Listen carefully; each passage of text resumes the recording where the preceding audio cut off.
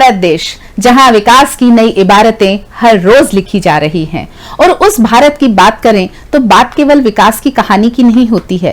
खेतों और कारखानों तक सीमित नहीं है विकास, बल्कि तालाबों की गहराइयों, नदियों की धाराओं और समुद्र की लहरों के बीच भी लिखी जा रही है। नमस्कार, मैं हूं आपके साथ डॉक्टर रानी।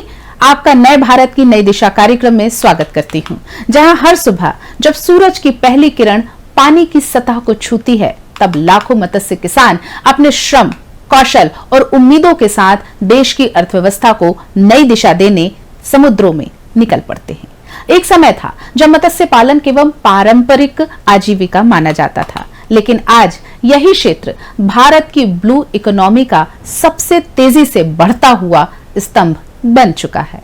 राष्ट्रीय मत्स्य किसान दिवस के इस विशेष अवसर पर हम जानेंगे कि कैसे आधुनिक तकनीक, सरकारी नीतियां और किसानों की मेहनत ने भारत को दुनिया के अग्रणी मत्स्य उत्पादक देशों में शामिल कर दिया है और कैसे ये क्षेत्र ग्रामीण अर्थव्यवस्था, रोजगार, पोषण, सुरक्षा और निर्यात चारों मोर्चों पर नए कीर्तिमान बना रहा है। देखिए हमारी विशेष रिपोर्ट।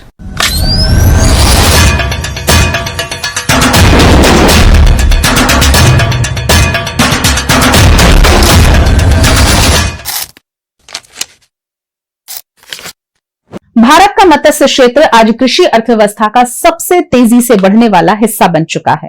देश में करोड़ों लोगों की आजीविका प्रत्यक्ष और अप्रत्यक्ष रूप से मत्स्य पालन, मत्स्य प्रसंस्करण, परिवहन, विपणन और निर्यात से जुड़ी हुई है।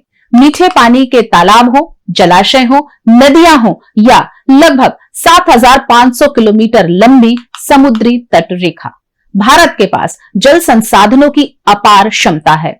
आंध्र प्रदेश, पश्चिम बंगाल, गुजरात, उड़ीसा, केरल, तमिलनाडु, असम और बिहार जैसे राज्यों में मत्स्य पालन ग्रामीण आय का प्रमुख आधार बन चुका है।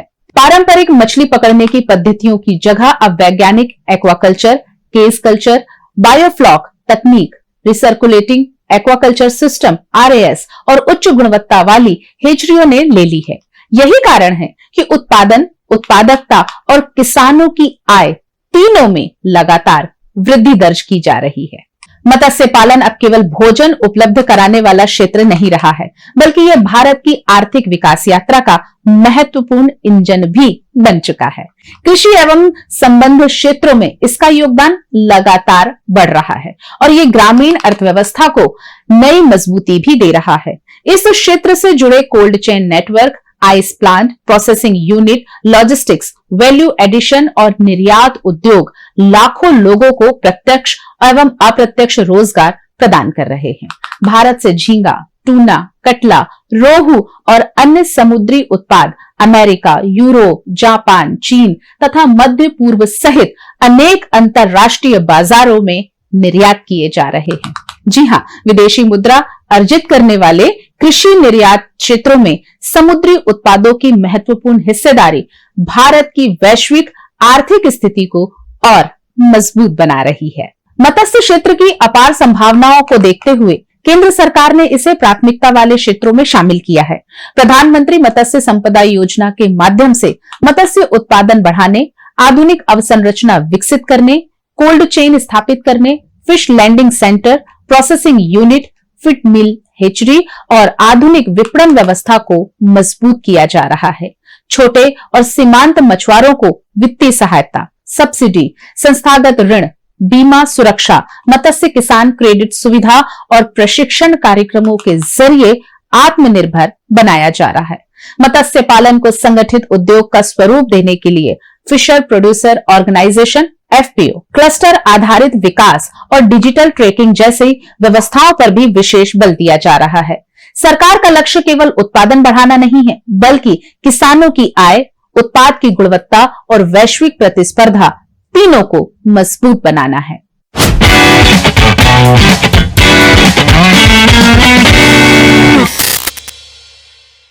आज का मत्स्य किसान केवल अनुभव पर नहीं, बल्कि विज्ञान और तकनीक पर भी भरोसा कर रहा है। Automatic feeding system, oxygen control तकनीक, वाटर क्वालिटी सेंसर, ड्रोन आधारित निगरानी, डिजिटल फार्म मैनेजमेंट और मोबाइल ऐप आधारित सलाह किसानों को बेहतर निर्णय लेने में मदद कर रही है।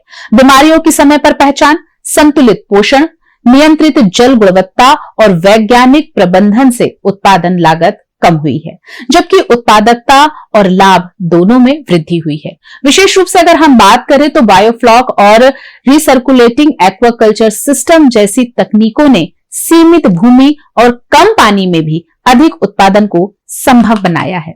यही तकनीकी परिवर्तन भारत के मत्स्य क्षेत्र को भविष्य की जरूरतों के अनुरूप तैयार कर रहा है। आज विश्व स्तर पर ब्लू इकोनॉमी को सतत विकास का नया मॉडल माना जा रहा है। इस अवधारणा का उद्देश्य समुद्री और जल संसाधनों का संरक्षण करते हुए आर्थिक विकास, रोजगार और खाद्य सुरक्षा को बढ़ावा देना है। भारत इस दिशा में तेजी से आगे बढ़ रहा है। विशाल समुद्री तट, समृद्ध अंतर्देशीय जल संसाधन, आधुनिक मत्स्य अवसंरचना और बढ़ता निर्यात, ये सभी कुछ भारत को वैश्विक मत्स्य मानचित्र पर एक सशक्त खिलाड़ी के रूप में स्थापित कर रहे हैं। विशेषज्ञों का तो यह भी मानना है कि यदि तकनीक, निवेश और संसाधनों का सही संतुलित विकास जारी रहा तो आने वाले वर्षों में मत्स्य क्षेत्र ग्रामीण समृद्धि, निर्यात, वृद्धि और आत्मनिर्भर भारत अभियान का सबसे महत्वपूर्ण आधार बन सकता है। राष्ट्रीय मत्स्य किसान दिवस केवल एक स्मरण का अवसर नहीं, बल्कि उन लाखों मेहनतकश हाथों को सम्मान देने का दिन है जो जल संसाधनों को समृद्धि में बदल रहे हैं। आज का मत्स्य किसान केवल मछली उत्पादन नहीं कर रहा, बल्कि रोजगार सृजित भी कर रहा है, पोषण सुरक्षा सुनिश्चित कर रहा है, विदेशी मुद्रा अर्जित कर रहा है और भारत की ब्लू इकोनॉमी को नई ऊंचाइयों तक पहुंचा रहा है। सरकारी नीतियां, आधुनिक तकनीक, वैज्ञानिक सोच और किसानों की अथक मेहनत, इन सबके समन्वय ने यह साबित कर दिया कि विकास की नई इबारत अब सिर्फ जमीन पर नहीं, बल्कि पानी की हर लहर पर भी लिखी जा रही है। मत्स्य किसान दिवस की आप सभी दर्शकों को बहुत बहुत शुभकामनाएं। फिलहाल इस कार्यक्रम में इतना ही। मुझे दीजिए इजाजत। देखते रहिए वीआईपी न्यूज। नमस्कार।